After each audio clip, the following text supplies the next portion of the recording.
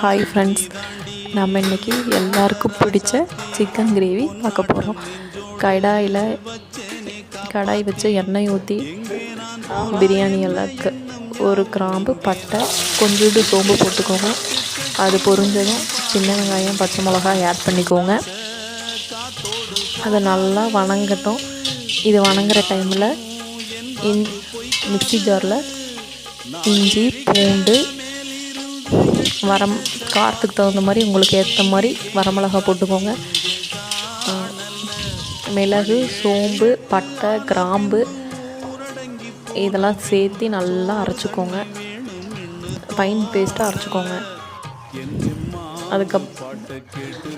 அதுக்கப்புறம் வெங்காயம் நல்லா வணங்கியிருக்கும்.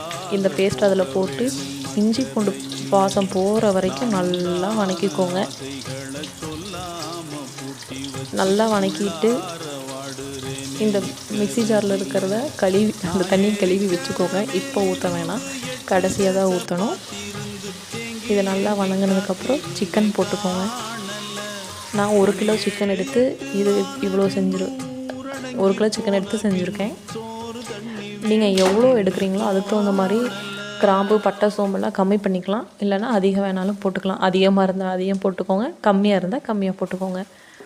சிக்கன் போட்டதுக்கப்புறம் மஞ்சத்தூள், உப்பு போட்டு கிளறி விடுங்க.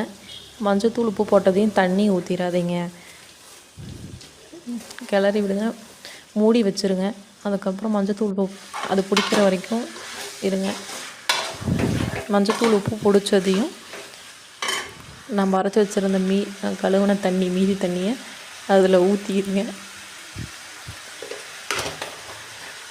அதில் ஊற்றி நல்லா கொதிக்கட்டும். தேவையான அளவு உப்பு சேர்த்திக்கோங்க. கொதிக்க ஆரம்பித்ததையும் கொஞ்சோண்டு சிக்கன் மசாலா வேணுன்னா போட்டுக்கலாம், ஆப்ஷனல் தான்.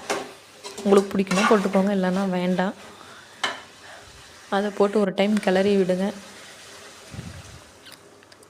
உங்களுக்கு ரொம்ப கிரேவியாக வேணும், சாப்பாட்டில் பிணைஞ்சு சாப்பிட்ணும் அப்படின்னா ஒரு 3 டம்ளர் தண்ணி சேர்த்திக்கோங்க.